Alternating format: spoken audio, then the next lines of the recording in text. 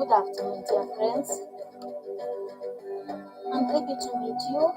It's difficult to start my stream at once, so I have to go somewhere to do some things before it has been started.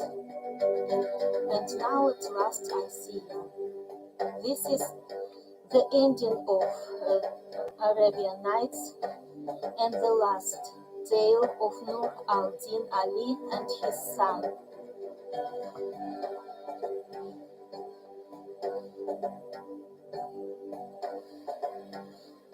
After the genie had told the Jinnah how the Sultan had caused the wedding contract to be drawn up between the hunchbacked groom and the lovely young lady who was heartbroken out of sorrow, and how she was the fairest of Allah's creatures, and even more beautiful than this youth, the Jinnah exclaimed, "You are lying. There's no one as handsome as this youth." But the Ifrit insisted that he was telling the truth and added, "By Allah, this damsel is definitely fairer than this youth. Nevertheless, he is the only one who deserves her, for they resemble each other like brother and sister, or at least like cousins. In any case, she is wasted on that hunchback."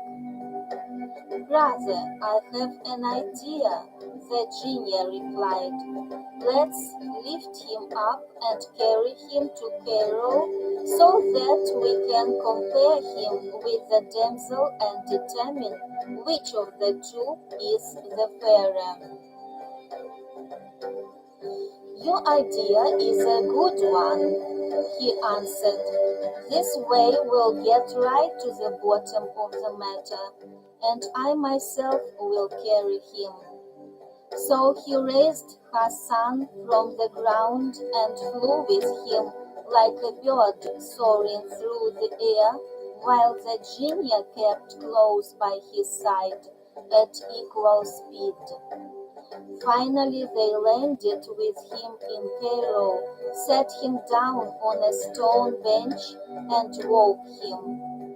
Gradually he realized that he was no longer at his father's tomb in Bisara, and after looking right and left, he saw that he was in a strange place.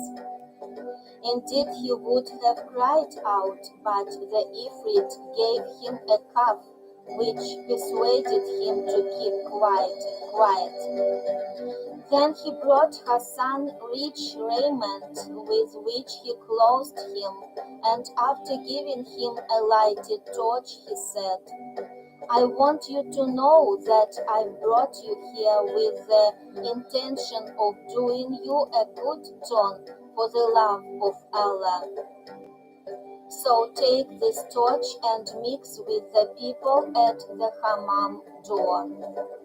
Then walk on with them without stopping until you reach the house of the wedding festivities.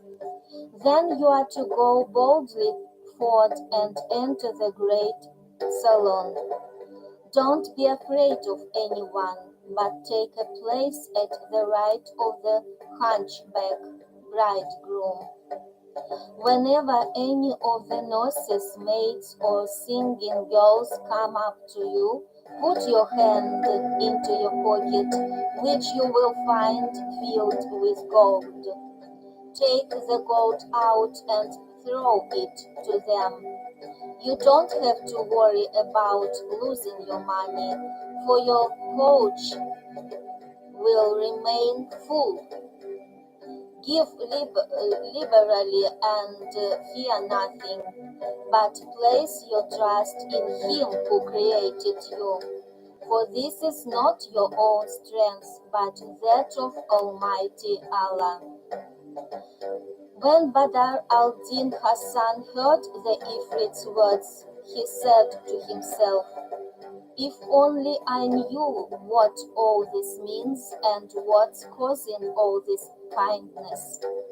Without further wondering, however, he began to mix with the people and moved on with the bridal procession until he came to the bath, where he found the hunchback already on horseback. Then he pushed his way into the crowd, and he was truthfully a handsome specimen of a man, dressed in the finest apparel with tabush, turban, and long-sleeved robe lined with gold. Whenever the singing girls stopped to receive money from people, he put his hand into his pocket, took out a handful of gold, and threw it on the tambourine until he filled it with gold pieces. The singers were amazed by his generosity, and the people were astounded by his handsome features, grace, and splendid dress. Now Hassan continued doing this until he reached the mansion of the vizier, who was his uncle. There the chamberlains drove the people back and forbade them to go any further. But the singing girls and maids said, by Allah, we won't enter unless this young man is allowed to enter with us, for he has given us a long life with his generosity, and we won't display the bride unless he is present. Consequently, Hassan was allowed to enter the bridal hall with them, and they made him sit down, defying the evil glances of the hunchbacked groom. The wives of the nobles, viziers, chamberlains, and courtiers stood in a double line, each holding a large torch. All of them wore thin face veils, and the 2 rows extended from the bride's throne to the head of the hall next to the chamber from where the bride was to come forth. When the ladies saw Badr al-Din Hasan and noticed his handsome features and lovely face that shone like the new moon, their hearts went out to him, and the singing girls said to all present, "That handsome man gave us nothing but gold coins. So don't hesitate to serve him and comply with his requests, no matter what he asks." Then all the women crowded around Hassan with their torches, gazed at his handsome features, and admired his loveliness. One and all would gladly have lain on his bosom an hour, if not a year. They were so excited that they let their veils fall from their faces and said, "Happy is she who belongs to this youth, or to whom he belongs." And they began cursing the crooked groom and the Sultan, who was the cause of the hunchback's marriage to the vizier's beautiful daughter. As often as they blessed Badr al-Din Hasan, they damned the hunchback and said, "Truly, this youth as no one else deserves our bride. May Allah's curse land on the head of the hideous hunchback and on the Sultan who commanded the marriage." Then the singing girls beat their tambourines and announced the bride's appearance with joy. The vizier's daughter entered with her attendants, who had made her look her best, for they had put perfume and incense on her and adorned her hair. Moreover, they had dressed her in raiment and ornaments that suited their mighty Persian kings. The most notable part of her dress was a loose robe worn over her other garments. It was embroidered with golden figures of wild beasts, birds, whose eyes and beaks were made of gems, and claws of red rubies and green beryl. Her neck was graced with a necklace of Yamani work worth thousands of gold pieces, and the settings for the gems were great round jewels, the like of which has never been owned by an emperor or Toba king. Indeed, the bride resembled the full moon when at its fullest on the 14th night, and as she walked through the hall, she was like one of the houris of heaven. Now the ladies surrounded her like clustering stars, and she shone among them like the moon when it eats up the clouds. When the bride emerged with her graceful swaying, Badr al-Din Hasan was sitting in full gaze of the people, and her hunchbacked bridegroom stood up to meet and receive her. However, she turned away from the horrid creature and walked forward until she stood before her cousin Hassan, the son of her uncle. Thereupon the people laughed, but when they saw her attracted toward Badr al-Din, they made a mighty clamor, and the singing women shouted their loudest. Then he put his hand into his pocket, and after pulling out a handful of gold, he cast it into their tambourines, causing the girls to rejoice and say, "If we had our wish, this bride would be yours." Upon hearing this, he smiled, and the people came around him, torches in hand, while the Goba bridegroom was left sitting alone like a tailless baboon. Indeed, every time they lit a candle for him, it went out willy-nilly. So he was left in darkness and silence, and could see nothing but himself.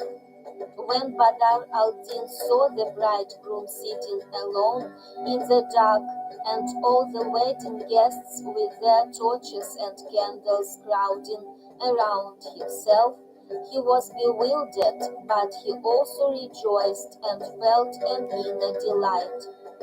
He longed to greet the bride and gazed intently at her face, which was radiant with light. Then her attendants took off her veil and displayed her in the first bridal dress, which was made of scarlet satin. As Hassan looked at her, his eyes were dazzled and his wits dazzled. She moved to and fro, swaying with graceful gait, and she turned the heads of all the guests, women as well as men.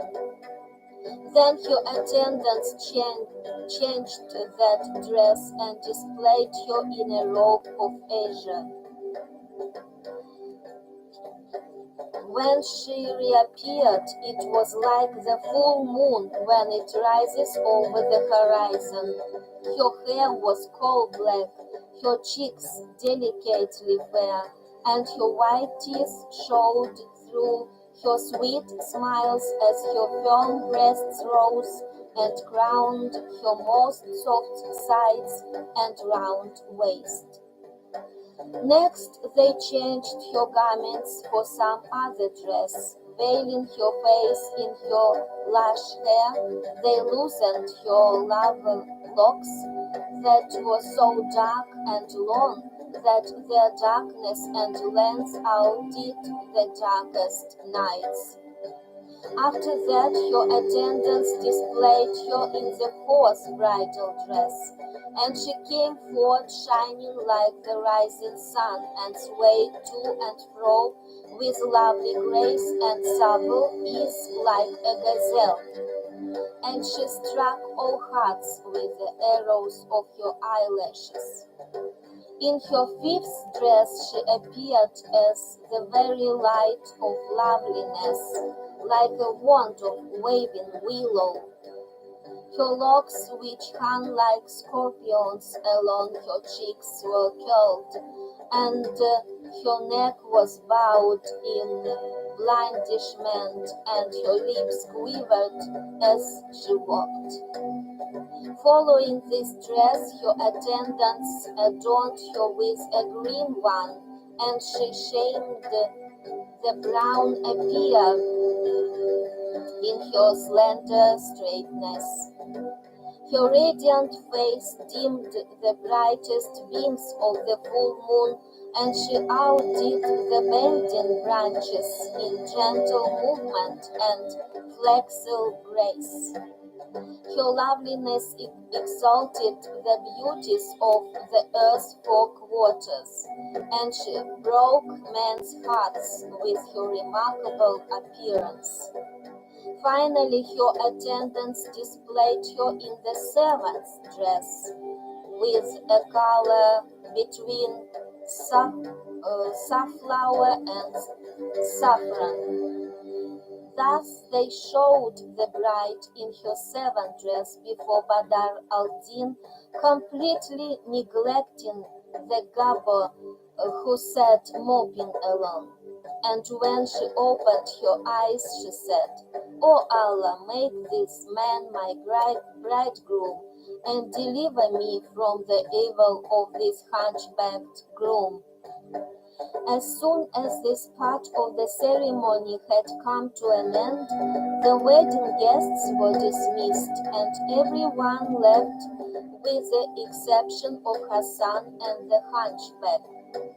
Meanwhile, the servants led the bride into an inner room to change her garb and get her ready for the bridegroom.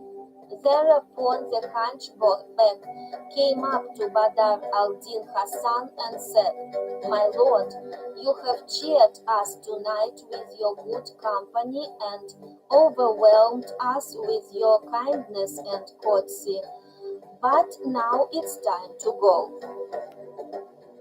"In Allah's name," he replied, "so be it." He rose and went to the door, where he was met by the genie, who said, "Stay right here, Badr al-Din, and when the hunchback leaves to go to the toilet, you are to go immediately to the alcove and sit down. When the bride comes, you are to say to her, 'It's me who is your husband,' for the king devised this trick because he was afraid of the evil eye, and he whom you saw is only a groom, one of our stablemen. Then walk boldly up to her and unveil her face." While Hassan was still talking with the Ifrit, the groom suddenly left the hall and entered the toilet, where he sat down on the stool. No sooner had he done this than the genie came out of the water tank in the form of a mouse and began to squeak. "What's the matter with you?" asked the hunchback. But the mouse grew until it became a pitch-black cat and let forth a meow meow. Then it grew more and more until it became a dog and barked, "Wow, wow, wow, wow." When the hunchback saw this, he became frightened and exclaimed, "Get out of here, you evil spirit." But the dog grew and swelled until it became an ass that brayed and snorted in his face. "Hee-haw, hee-haw." Thereupon the hunchback quaked and cried, "Help, people, help." But the ass grew and became as big as a buffalo and wailed and spoke with the voice of the sons of Adam, "Woe to you, you hunchback, you stinkard, you filthiest of grooms." Upon hearing this, the groom was seized with a colic, and he sat down on the toilet bowl in his clothes with his teeth clattering. "Is the world so tiny," asked the Ifrit, "that the only person you can find to marry is my lady love?" Since the hunchback did not respond, the genie continued, "Answer me, or you become dust." "By Allah," said the Goba, "on king of the buffaloes, this is not my fault. They forced me to wed her, and honestly I didn't know that she had a lover among the buffaloes. So now I repent, first before Allah and then before you." "I swear to you," said the genie, "that if you leave this place or utter a word before sunrise, I'll surely wring your neck.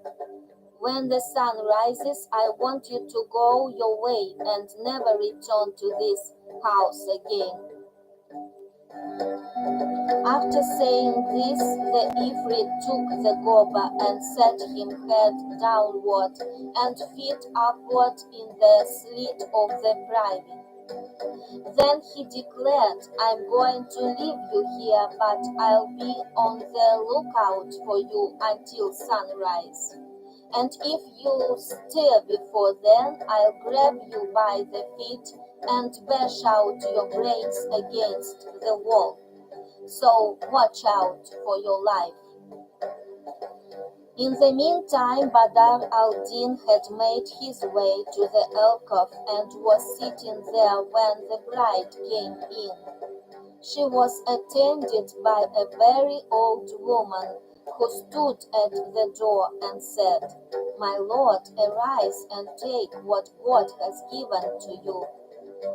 Then the old woman went away, and the bride, Sitt al-Hasan, otherwise called the Lady of Beauty, entered the inner part of the alcove, broken-hearted, and saying to herself, "By Allah, I'll never abandon myself to him. No, not even if he were to take my life." But as she came to the far end of the alcove, she saw Badr al-Din Hasan, and she said, "My dear, are you still sitting here?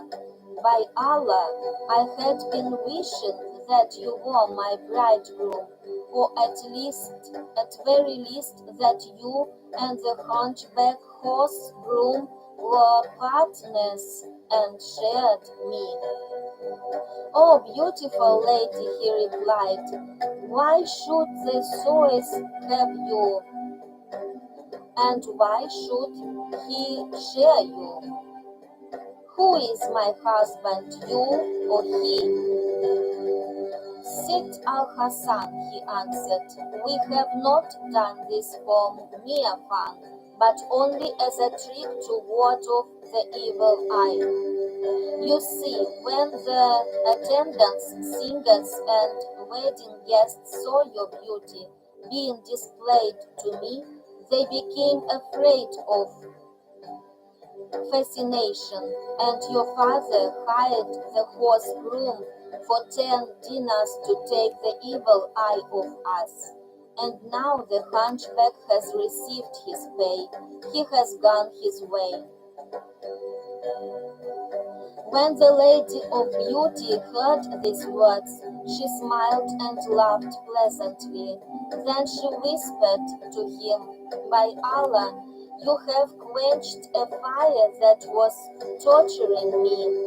And now, my dark-haired darling, take me to you and press me against your chest." Then she stripped off her outer garment, and she threw open her chemise from the neck downward and showed her womb and the rondure of her hips. When Badr al-Din saw this glorious sight, his desires were aroused, and he got up, took off his clothes, wrapped the purse of gold that contained the 1,000 dinars from the Jew in his big trousers, and laid them under the edge of the bed. Then he took off his turban, placed it on top of his clothes, and had nothing on except his skull cap and fine shirt of blue silk laced with gold. Thereupon the Lady of Beauty embraced him, and he took her into his arms, set her legs around his waist, and aimed his cannon point blank at the spot where it would batter down the bulwark of maidenhead and lay it to waste. And he found her a pearl unpierced and a filly unridden by man except himself. So he took her virginity and enjoyed her use in his virility, and soon he withdrew sword from sheath. Then he returned to the fray right away, and when the battle and the siege were finished, there had been some 15 assaults, and she conceived through him that very night. Afterward he placed his hand under her head, and she did the same, and they embraced and fell asleep in each other's arms. As soon as the genie saw the two asleep, he said to the genie, Arise and sleep under the youth, and let us carry him back to his place before dawn overtakes us, for day is near. So she came forth, and after getting under him as he lay asleep, she lifted him, clad only in his fine blue shirt, and left the other garments under the bed. Once they were in the air, the genie joined them, and they kept flying until they realized that dawn was upon them, and they had only reached the halfway mark. Then Allah had his angelic host shoot the genie down with a shooting star, and he was consumed. But the genie managed to escape, and she descended with Badr al-Din to the place where the genie was burned. After seeing what had happened to the genie, she decided not to carry Badr back to Basra, fearing that he might come to some harm. Now by the order of him who determines all things, they arrived at Damascus in Syria, and the genie set her burden down at one of the city gates and flew away. When the gates were opened, the people came forth and saw a handsome youth with no other clothes but his blue shirt of gold-embroidered silk and skull cap. He was lying on the ground, drowned in sleep after his hard labor that night. So the people looked at him and said, "Oh, lucky her who has spent the night with this young man, but he should have put on his garments afterward." They are a sorry lot, those sons of great families, someone said. Most likely he came out of a tavern and the wine went to his head. So he probably forgot where he was heading and strayed until he came to the gate of the city. Finding it shut, he lay down and went to buy land. While the people were bandying guesses about him, the morning breeze suddenly blew upon Badr al-Din, and raising his shirt to his middle, it revealed a stomach and navel with something below it. His legs and thighs were as clear as crystal and smooth as cream, and the people cried, "By Allah, he is a pretty fellow." And as they cried out, Badr al-Din awoke and found himself lying at a city gate with a crowd gathered around him. Of course, he was greatly surprised by this and asked, "Where am I, good people? Why have you gathered around me?" "We found you lying here asleep during the call to dawn prayer," they said, "and this is all we know. But where did you spend last night?" "By Allah, good people," he replied, "I spent last night in Cairo." "You've surely been eating hashish," said somebody. "He's a fool," said another. "He's a fathead," a third commented. And a fourth asked him, "Are you out of your mind? How can you spend the night in Cairo and wake in the morning at the gate of Damascus?" "By Allah, my good people," Hassan cried, "I'm not lying to you. Truthfully, I spent last night in Cairo, and before that, yesterday afternoon, I was in Basora." "Well, well," remarked someone. "Ho, ho," commented another. So, said a third. And a fourth exclaimed, This young man is possessed by the genius. So they clapped their hands at him and said to one another, Alas, such a pity, for he is so young. By Allah, he is a madman, and madness has no respect of anyone, no matter who the person is. Then they said to him, Collect yourself and be sensible. How could you have been in Basora yesterday and in Cairo last night, and wake up in Damascus this morning? But he persisted, Indeed, I was a bridegroom in Cairo last night. Perhaps you were dreaming and saw all this in your sleep, they replied. So Hassan pondered this for a while and said, By Allah, this was no dream, nor does it seem to have been a vision. I'm certain I was in Cairo.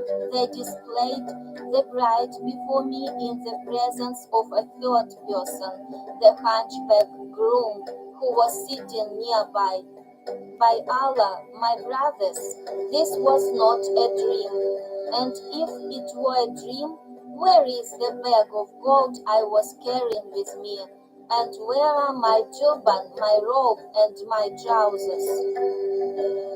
Then he rose and entered the city, meandering through the streets and bazaar, while the people followed him and jeered at him. Madman, madman, until he was beside himself with rage and took refuge in a cook's shop. Now this cook was one of those who had been a trifle too cunning in his youth. That is, he was a rogue and a thief, but Allah had made him repent and turn from his evil ways. This is why he had opened a shop, and all the people of Damascus lived in fear of him because he could still be bold and mischievous. Consequently, when the crowd saw the young enter his shop, they became afraid and went their ways. The cook looked at Badr al-Din, and noting how handsome he was, he immediately took a great liking to him and asked, Where have you come from, young man? Tell me your tale at once. So Hassan told him all that had happened to him from beginning to end, and the cook said, You undoubtedly realize how marvelous your story is. Therefore, I advise you to conceal what has happened to you until Allah takes care of the evil forces working against you. In the meantime, since I have no children, I'll adopt you. As you wish, uncle, Badr al-Din replied. Accordingly, the cook went to the bazaar and bought a fine suit of clothes for him and made him put it on. Then he brought him to the Qazi and formally declared that he was his son. So Badr al-Din Hassan became known in Damascus as the cook's son, and he stayed there for quite a long time. With regard to his cousin, the Lady of Beauty, she awoke in the morning and missed Badr al-Din Hassan, but she thought that he had gone to the privy and expected him to return in an hour or so.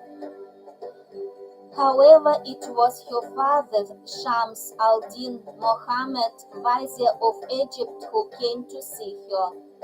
Now he was rather upset because of the harsh way that the Sultan had treated him by forcing him to marry his daughter to the lowest of the Sultan's menials, who to boot was a hunchback. Indeed, he said to himself, I'll slay this daughter of mine if she yielded to that lump of a groom of her own free will. So he went to the door of the bride's private chamber and said, "Ho, sit, Al-Hassan." She answered, here I am, my lord. And she came out unsteadily after the pains and pleasures of the night.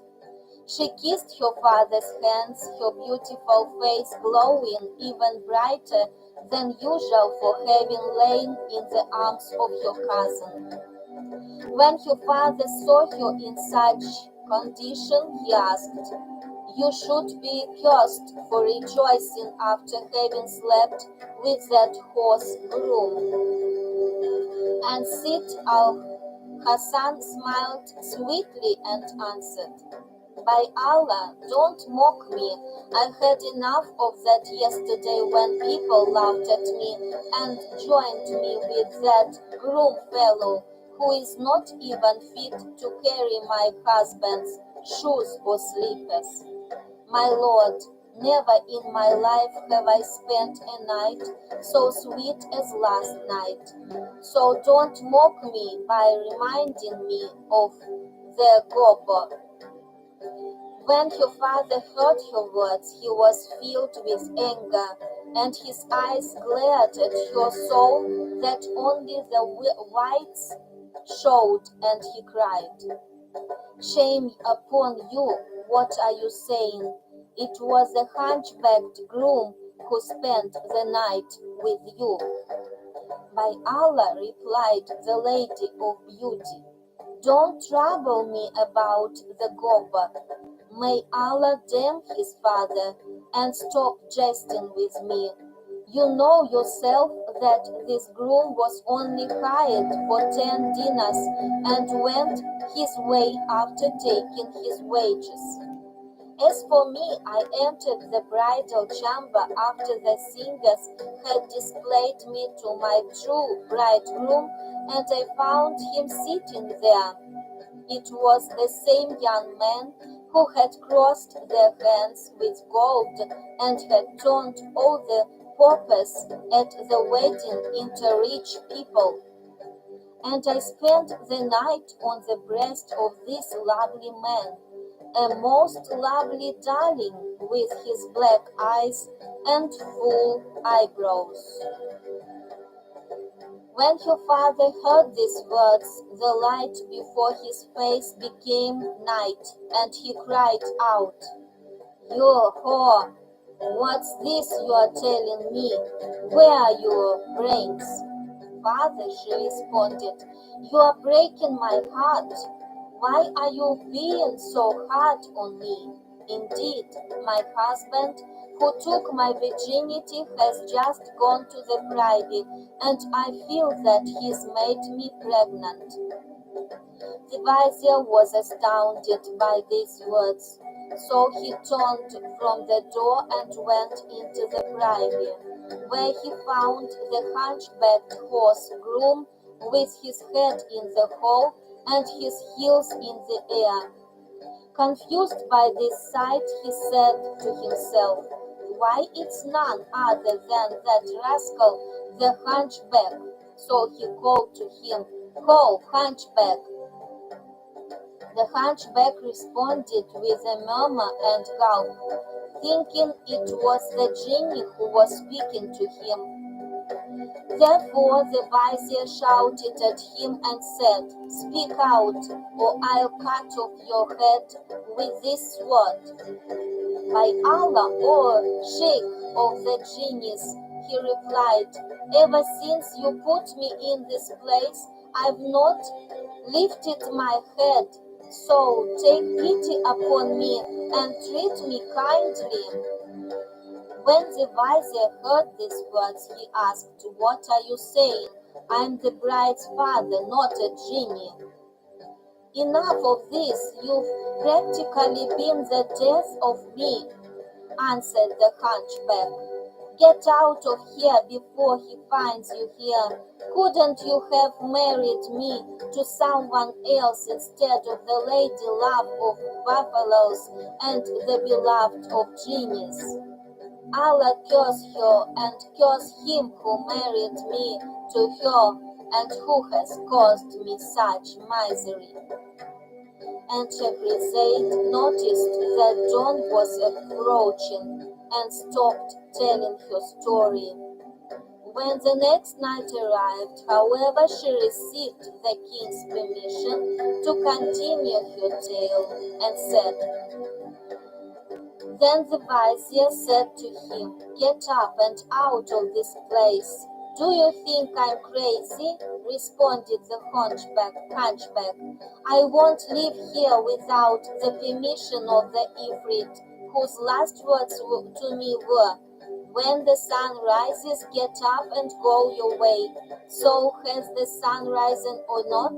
I won't budge from this place if it hasn't." "Who brought you here?" asked the vizier. I came here last night to answer a call of nature," said the hunchback, "and suddenly a mouse came out of the water and squeaked at me. The next thing I knew, it swelled and grew until it was as big as a buffalo and uttered threats to me that I fully understood. Then he left me here and went away. May Allah curse the bride and him who married me to her." The vizier walked up to him and lifted his head out of the cesspool hole, and the hunchback ran out of the privy for dear life and did not bother to check whether the sun had risen or not. Indeed, he headed straight for the Sultan and told him everything that had happened to him. In the meantime, the vizier returned to the door of the bride's private chamber, very worried about her, and he said to her, "Daughter, explain this strange matter to me." "It's simple," she answered. "The bridegroom to whom they displayed me last night lay with me all night and took my virginity, so that now I'm with child by him. He is my husband, and if you don't believe me, this turban, dagger, and trousers are beneath the bed along with something wrapped up in them." When your father heard this, he entered the private chamber and found the turban which had been left there by Badr al-Din Hassan, and he took it in his hand, turned it over, and said, "This is the turban worn by viziers. The only difference is that it's made of mussel material." So he opened it, and finding what seemed to be an amulet sewn up in the face, he unsewed the lining and took it out. Then he lifted up the trousers that contained the purse of the 1,000 gold pieces. After opening the purse, he found the written receipt of the Jew made out to Badr al-Din Hassan, son of Nur al-Din the Egyptian, and the 1,000 dinars were also there. No sooner had Shams al-Din read this than he uttered a loud cry and fell to the ground in a faint. As soon as he revived and understood the gist of the matter, he was astonished and said, "This must be the will of Allah the Almighty. Do you want to know, daughter, who it was who took your virginity?" "Yes, of course," she replied. "Truly it was your cousin, the son of my brother, and this 1,000 dinars is your dowry. Praise be the Allah. If only I knew how all this has come about." Then he opened the amulet that had been sewn in the lining of the turban and found a piece of paper in the handwriting of his deceased brother. When he saw the handwriting, he kissed it again and again, and he wept over his dead brother. Then he read the scroll and discovered the recorded dates of his brother's marriage with the daughter of the vizier of Bassorah, the night that he took her virginity, and the birth of Badr al-Din Hassan, and all his brothers' doings up to the day of his death. He was greatly astounded by all this and shook with joy. Then he compared the dates with his own marriage, the taking of his wife's virginity, and the birth of their daughter, Steve al-Hassan, and he found that they matched perfectly with those of his brothers. Then he took the document, went with it to the Sultan, and told him everything that had happened from first to last. Indeed, the Sultan was so impressed by the wondrous events that he ordered them to be recorded at once. Now the vizier stayed with his daughter, expecting his brother's son to return, but he did not appear. So the vizier waited a second day, a third, and so on until the seventh day, but there was no news of him. So he said, "By Allah, I'm going to do something that's never been done before." And he took pen and ink and drew a plan of the whole house on a sheet of paper. He showed the whereabouts of the private chamber with the curtain in such a place and the furniture in another, and so on, until he had noted everything that was in the room.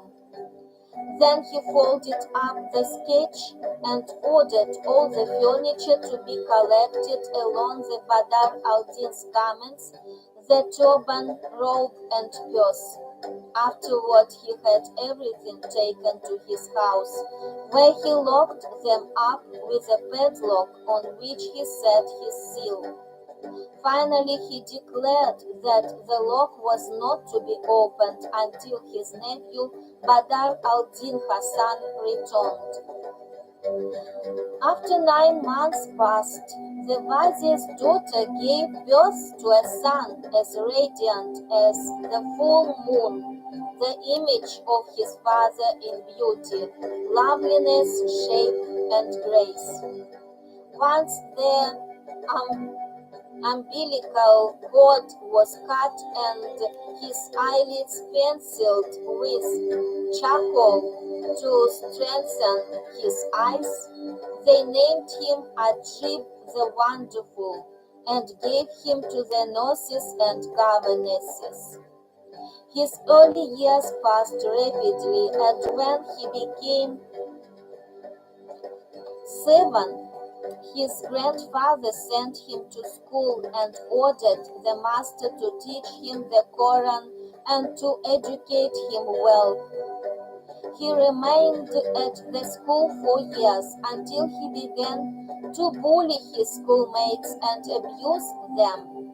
"Who among you is like me?" he cried. "I'm the son of the vizier of Egypt." Finally, the other boys went to the assistant master to complain about how harshly Ajib had been treating them. And he said to them, "I'll tell you something you can do to him so that he'll stop coming to school. When he enters tomorrow, sit down around him, and one of you is to say to the other, 'By Allah, nobody is allowed to play with this game unless he tells us the names of his mama and his papa. For he who doesn't know the names of his mother and father is a bastard, a son of adultery, and he won't be permitted to play with us." When morning dawned, the boys went to school, and they flocked around Ajib and said, Let's play a game, and no one can join unless he tells us the name of his mother and father. And everyone agreed. Then one of them cried out, "My name is Majid, and my mommy's name is Alawiya, and my daddy's is Aldin." Another spoke up, followed by a third, until it was Ajib's turn, and he said, "My name is Ajib, and my mother's is Sid al-Hassan, and my father's Shams al-Din, the vizier of Cairo." "By Allah," they cried out, "the vizier is not your true father."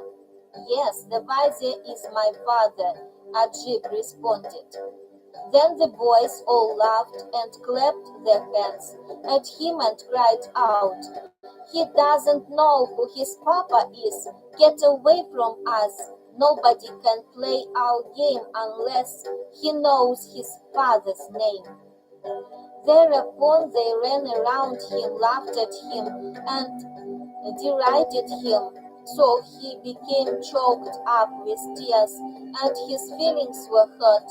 Then the assistant master said to him, "We know that the vizier is your grandfather, the father of your mother, Sid al-Hassan, and not your father. But neither you nor we know your father, for the Sultan married your mother to the hunchbacked horse groom. Supposedly a genie came and slept with her, but nobody knows your father for sure. So stop bragging about yourself and mocking the little ones at the school until you know whether you have a legal father. Until then, you pass among them as a child of adultery. Even a huckster's son knows his own father, but you only know your grandfather and not your father. So be sensible and don't brag or exaggerate anymore." When Ajib heard these insulting words from the assistant master and the schoolboys and understood their reproach, he left the school at once and ran to his mother. But he was crying so bitterly that his tears prevented him from speaking for a while. When she heard his sobs and saw his tears, her heart felt as though it were on fire for him, and she said, "My son, why are you weeping? May Allah keep the tears from your eyes. Tell me what has happened to you." So he told her all that he had heard from the boys and the assistant master, and ended by asking, "And who is my father?" "Your father is the vizier of Egypt," she replied. "Don't lie to me," he answered. "The vizier is your father, not mine." "Who's my father? If you don't tell me the truth, I'll kill myself with this dagger." When his mother heard him speak about his father, she recalled her cousin, the bridal night, and all that happened then, and she wept. Then she wailed and shrieked loudly, and her son did the same. All at once the vizier came in, and he was extremely upset by the way they were lamenting. "Why are you crying?" he asked. So the Lady of Beauty told him what had happened between her son and his schoolmates, and he also began to weep, since he recalled what had occurred between him and his brother, and what had happened to his daughter, and how he had failed to solve the mystery of her giving birth to Ajib. Then he got up and went straight to the Sultan and told his tale, after which he asked his permission to travel to Bassorah and inquire about his brother's son. In addition, he requested that the Sultan write him letters authorizing him to take Badr al-Din into his custody to no matter where he might be. And he wept before the king, who took pity on him and wrote royal letters to his deputies in different cities and countries. So now the vizier rejoiced and prayed that Allah might help him. After taking leave of his sovereign, the vizier returned to his house, where he equipped himself, his daughter, and grandson Ajib with all the necessary things for a long journey. Then they set out and traveled 3 days until they arrived at Damascus, where the vizier set up camp on the open space called Al-Hassa. After pitching the tents, he said to his servants, "We'll stop here for 2 days." To be continued.